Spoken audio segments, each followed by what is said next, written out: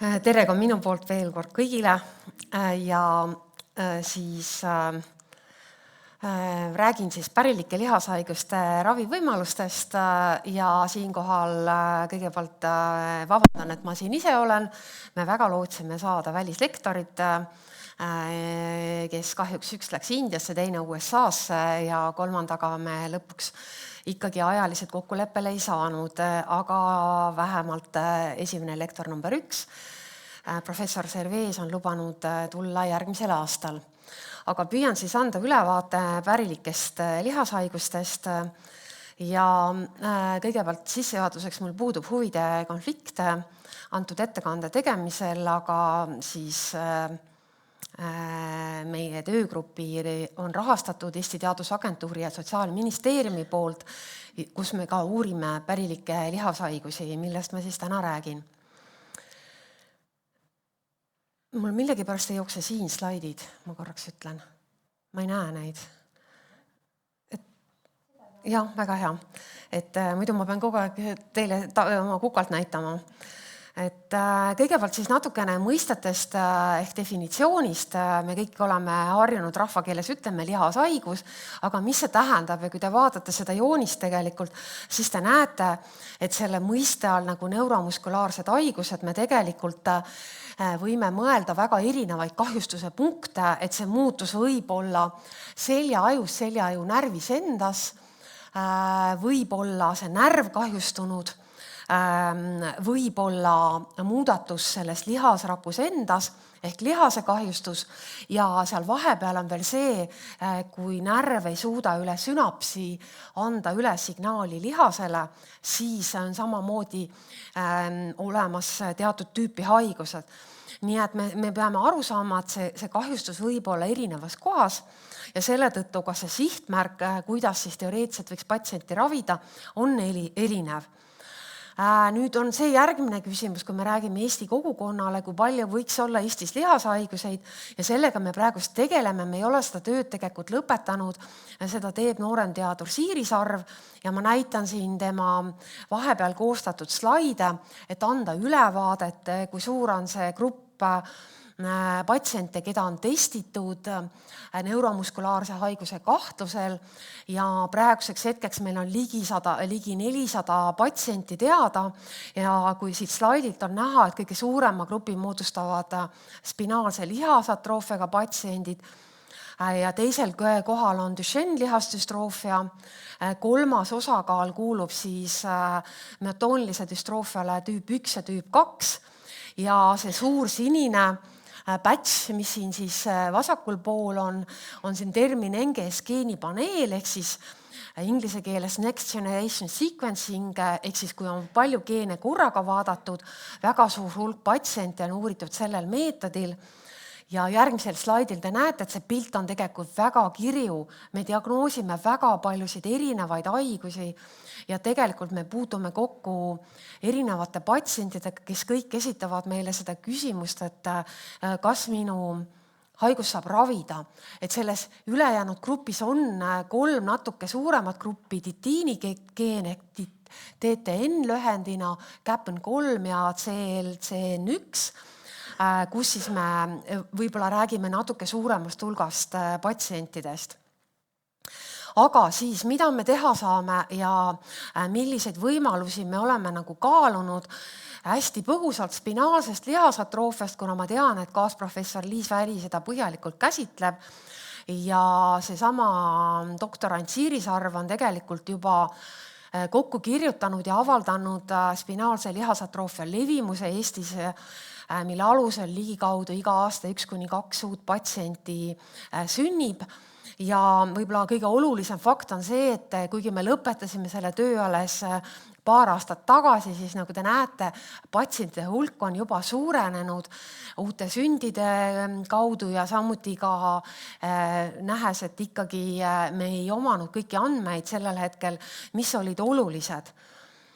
Ja teine slaid, mille ma pühendan spinaalse lihasatrophiale, puudutab siis seda ravi kättesaadavust, et tänaseks hetkeks me oleme selles kohas, kus siis Ristipla see nool on läinud kogemata valesse kohta, on siis kättesaadav kõigile Eesti patsientidele. Suur tänu ja sügav kummardus Tervisekassale. Ja siin on ka näha see ajaline telg, et kõigepealt see tuli alla 18-aastastele, seejärel alla 26-aastastele ja praeguseks hetkeks kõik elusad SMA patsiendid Eestis saavad ravi. Aga sellel teemal ma oma ettekandes rohkem ei peatu ja läheme edasi siis Duchenne lihasdüstroofia juurde. Et ma püüan anda edasi seda sõnumit, miks on geeniteraapia väga keeruline Duchenne lihasdüstroofia korral. Ja ma näen ka siin on trükiviga, on et ühesõnaga on aru saada, on õieti? Saate aru? Väga hea. Et ühesõnaga Duchenne lihasdüstroofia geen asub X-kromosoomis ehk siis sugukromosoomis ja see on üks suurimaid geene, mis on seotud siis lihase valgu tootmisega ja düstrofiin kui valk on kõige suurem valk inimese kehas. Ja see suurus on nagu probleemiks selle ravi disainimiseks. Seda on nagu vaja aru saada. Et titiin, mis on teine kõige suurem lihasvalk, selle uurija on väga kenasti öelnud, et see on nagu hiidjäämägi võrreldes tavalise näiteks meie Munamäega, kui me võrdleme neid suurusi. Ja siin joonisel on ka see düstrofiin näha. Ja see düstrofiin on tegelikult rakuskeleti toetusvalk, et ta annab sellele lihase tugevuse ja stabiilsuse, et sellepärast on teda hästi vaja. Et titiin on see, mis paneb ta nagu vedru tööle ja düstrofiin on siis see, mis seda struktuuri nagu üleval hoiab. Teine suur probleem, miks on seda keeruline teha, et kuna see geen on suur, siis seal on väga palju erinevaid muutusi selles geenis. Ja siin on näha nüüd sellel joonisel, et kõige suurema osa moodustavad see 57% deletsioon selles geenis, aga võivad olla duplikatsioonid 11%, nonsense muutused, millest ma ka kohe räägin, ja kõik võimalikud teised asendusmuutused. Ja nüüd, kui te vaatate seda alumist joonist, seda siin, siis mõelge nagu laste peale, kes panevad Lego kokku. Meil on ka olemas lastefondi rong, mis läheb tükkipidi kokku, siis tegelikult on väga olulised need suunad seal nendel numbritel. Need on siis need kodeerivad alad ehk eksonid ja nad tegelikult peavad täpselt kokku minema.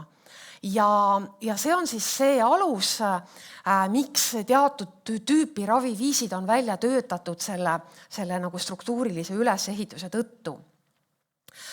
Düstrofiini lihasdüstroofia olulisi ravisuundi on hästi palju, aga ma fokuseerin oma ettekandes 3 kõige olulisemale on exon skipping, siis stop-koodonist nii-öelda ülehüppamine ja 3 siis geeni lisamine. Ja kõigepealt siis see eelnevalt ära seletamata mõiste nonsense muutus. Mida tähendab siis see nonsense muutus? Et see on piltlikult öeldes selline geeni muutus, et kui geeni järjest nagu toodetakse, siis kui see tuleb, siis see peatatakse, see enam edasi ei lähe. Et piltlikult öeldes toimub peatus ja enam seda valku edasi ei toodeta. Tuleb siis hästi lühike valk, mida eespoolt on, seda lühema valgu te saate.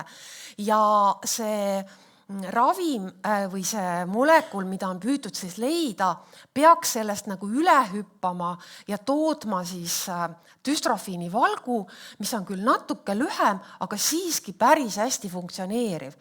On proovitud väga mitmeid erinevaid molekule, näiteks ka sellist antibiootikumi nagu gentamütsiin, aga siis see ainukene hästi toimiv ravim on olnud atalureen, mis siis on selleks nagu sobinud.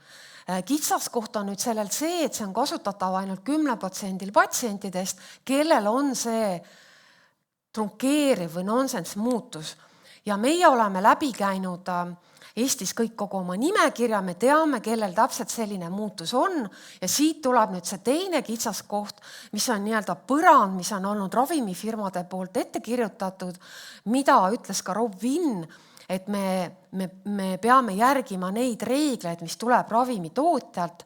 Ravimitootjad on pannud selle põranda, et ravi võib teha ainult ambulatoorsetele patsientidele, ehk mis see tähendab rahvakeeles, et ta liigub ise veel omal jalal, et ta ei ole ainult ratastoolis, et ta teeb mingeid samme. Ja selle tulemusena oli Kevin, kes siis seda ravi saab Lastefondi toel 2023, ainuke patsient, kellele me saime seda pakkuda. See on olnud selleks põrandaks, et me pakume nagu võrdset printsiipi kõigile. Ja Euroopa Liit andis tegelikult Atalureenile ehk Translarnale loa juba 2014. aastal. See on hetkel peatatud, aga see ravim on edukalt kasutuses Suurbritannias ja me näeme ka, et see aitab tegelikult Kevinit. Teine oluline suund, siis see eksoni vahele jätmine. Et kui teil on meeles, ma näitasin siin neid Lego-klotse ja natukene siis räägin lahti seda mõistet DMD ehk BMD ehk Duchenne lihasdüstroofia ja Beckeri lihasdüstroofia. Et tegelikult Beckeri lihasdüstroofia on Duchenne'i kergem vorm ehk siis noorem vend, kellel on vähem kliinikud. Ja siin te näete, et Duchenne'i puhul need tükid ei lähe kokku, aga Beckeri kohal lähevad.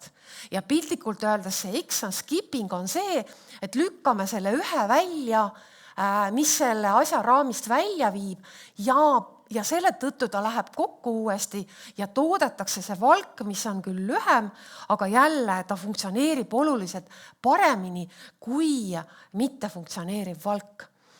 Teoreetiliselt on see kasutatav kuni 80% DMD genotüübiga patsientidele, aga FDA luba on antud ainult ühele exon 51 ehk eteplirseen, mida ei ole Euroopa Liidus veel heaks kiidetud.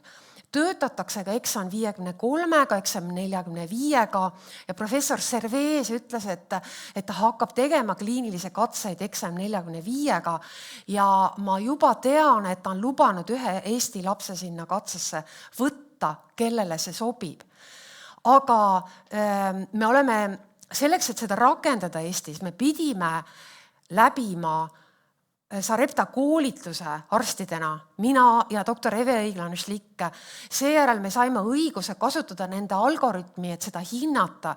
Me oleme kõik patsiendid läbi hinnanud ja siis sai meil selgeks, et meil on Eestis 2 last, kellele sobiks see exon 51, kes on veel ambulatoorsed ehk liikuvad ise. Et see oli see alus, miks valiti siis sellele ravile Henri ja Ralf. Nii et Siiri, ma väga vabandan, siin on ikka veel parandamata slaid, et selle ravimi hind on väga kallis, et algab see hind $300 USA jõudes kuni 1200-ni sõltuvalt patsiendi kaalust. Aga sellel joonisel on siis näha jälle uuesti see, et me tegelikult lükkame ühe osa DNA-st välja, aga selle tulemusena me saame paremini toimiva selle dystrofiini valgu. Ja Eestis on siis 2 last, kellele sai seda Lastefondi toel siis alustatud circa 3 kuud tagasi ja meil on veel vara rääkida, milline on see tulemus, et selleks on natuke aega vaja. Nüüd 3. raviviis. Dystrofiini taastamine läbi geeniteraapia ehk vektorvahendatud teraapia. Et siin on nüüd see sama kitsaskoht, mida ma ütlesin, et see dystrofiini valk on liiga suur ja tegelikult väga hästi rääkis professor Vinn sellest, et me viime selle muundatud genoomi sinna viiruse sisse. Kujutate ette, kui see valk on hästi, see geenijärjestus on hästi suur, te ei saa seda toppida sinna pisikesse sellesse viirusesse sisse ja siin on näha üleval A-ga märgitud, mis on originaal dystrofiini valk ja all on siis need mikrodystrofiinid, millega 3 erinevat firmat on töötanud. Nii et kasutataksegi siis mini- ja mikrodystrofiini ja nendest siis üks on jõudnud sellele nii-öelda sellesse staadiumisse, et FDA on selle heaks kiitnud ja riskid, ma siin ka slaidil kordan seda, on pahaloomulise risk, immunogeenne reaktsioon adenoviirusele, millega tuleb siis arvestada. Ja geeniteraapia siis, mis on saanud heakskiidu, on Elevidis ehk siis delandistrogeen, moxeparvorek. Ja sellele on praegusel hetkel olemas müügiluba FDA poolt vähemalt 4-aastastele poistele USAs. Ootame EMA ehk siis Euroopa Meditsiiniagentuuri heakskiitu, mida on loodetud, et tuleb kas sellel või järgmisel aastal. Ja kõige olulisem tingimus on see, et on vaja teha kõigepealt viirusvektori vastaste antikehade teste, et kuna kasutatakse kõige tavalisemat adenoviirus, mis on laste nohuhaigus, siis võivad olla konkreetse adenoviiruse suhtes sellel lapsel autoantikehad juba.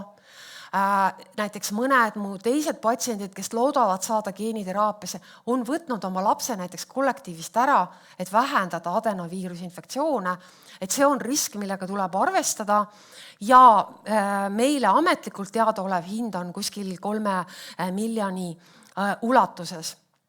Mida ütleb ka siis FDA ja Elevidise ametlik koduleht on see, et ei ole piisavalt hetkel tõenduspõhisust Duchenne lihasdüstroofia mitteambulatoorsele ehk ratastoolis olevatele patsientidele, aga on vajalik kindlasti selles osas teha kliinilise kasu uuringud.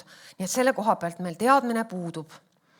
Kui palju meil siis võiks olla Eestis lapsi? Me oleme juba eelmisest aastast, kui see teema tõstatus, oma töögrupiga tegelenud sellega, et korrastada andmekogu ja meile teadaolevalt siin on nüüd näha need numbrid, kes on ambulatoorsed tänase päeva seisuga, et see info on olnud meile kogu aeg muutuv ja ma väga tänan ka doktor Inga Talvikut, kes mulle informatsiooni juurde andis Tallinna Lastehaiglast, et meile on teada praegu siis 10 poissi Duchenne lihasdüstroofiaga ja 5 poissi Beckeri lihasdüstroofiaga alates aastast 2009 ja siin hulgas on siis ka Kevin, Henri ja Ralf.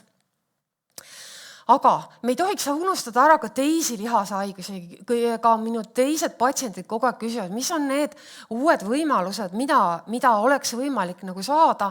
Ja tegelikult üks toimeaine on, mille suhtes me oleme nagu hoidnud infot ütleme, silma peal ja võimalusi üldse saada hinnapakkumist või siis kättesaadavust Eesti jaoks.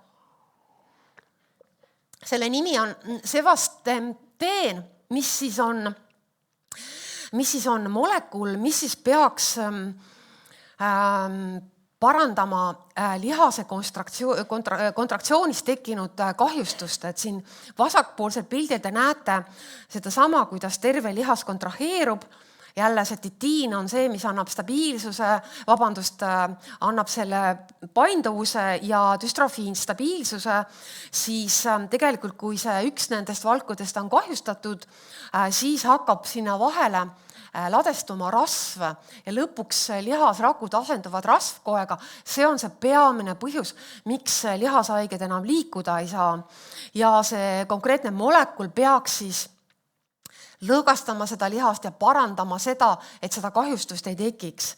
See molekul on juba heaks kiidetud ametlikult Euroopa Liidus Duchenne ja Beckeri lihasdüstroofia raviks, aga kui me uurisime, kas me saaks seda kätte, siis tegelikult öeldi, et seda veel ei turundata, soovitati ka patsientidel pöörduda kliinilistesse katsetustesse, kuid jälle siin vastati eitavalt ja kliinilisi katsetusi tehakse ka teistele jäseme õlavöötme lihasdüstroofiatega patsientidele, kellele võiks tegelikult abi anda, kui meil õnnestuks see ravim kätte saada. Ja viimane raviviis, mis siis on tegelikult kättesaadav, on sellisele haigusele nagu fascioscapulahumoraalne lihasdüstroofia ehk FSD, Ja see on selline huvitav lihashaigus, kus tegelikult on haaratud silmalihased ja suulihased, mida tavaliselt ei ole teiste lihashaiguste korral, ja just õlavöötmelihased. Ja siin on leitud selline ravim nagu losmapimood, mis siis on selektiivne inhibiitor ja tegelikult on lõpetatud hiljuti FSD 3. faasi uuringud. Sellele ravimile on antud juba orphan staatus nii Euroopa Liidus kui ka USA's, aga kuskil ei ole tegelikult veel müügiluba ja see on nagu ka üks selline kitsaskoht, mida ma alati püüan patsientidele seletada, mida on väga raske aru saada, et kus me mitte midagi ei saa teha. Meil on ravim, mis on registreeritud, aga seda veel kas ei turundata või ei müüda ja on mingi terve hall aeg, kus teda mitte kuskilt keegi kätte ei saa. Et see on nagu see koht, kus me oleme täiesti võimetud midagi tegema, mis tundub väga keeruline, nii nagu ütles Ralfi isa, et hinnasilt on olemas. Ma tahaks osta, aga ei saa. Isegi meie ei saa osta. Et see on nagu üks viimase trende vaadates hästi suur kitsaskoht, et kui siis see uus ja hästi töötav ravim tuleb turule, siis tegelikult see firma kas ei suuda seda algselt üldse viisavalt toota või ei suuda seda anda välja kõigile, kes seda sooviksid. Ja meil on tegelikult erisused, et püütakse seda siis pakkuda suurriikidele, kes annaks paremat hinda ja jälle selliseid väikseid kalasid nagu Eesti keegi püüda kahjuks ei taha. Ja siit kohas ma lõpetaks ja tänan loomulikult Harvikhaiguste kompetentsikeskuse meeskonda, Lastefondi kogu selle teekonna juures ja lihashaigustega tõesti Siirisarve, Laura Mauringut ka, kelle materjale ma kasutasin ja Tiina Kahret ja Liis Väli, kes me kõik püüame seda lihashaigete levimust ja esinemist Eestis paremini kaardistada, et me teaks, keda ja kuidas aidata. Aitäh, professor Õuna.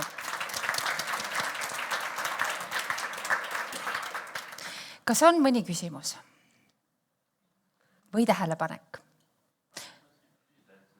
Kas anname mikrofoni? Jaa. Sa lähed aitad.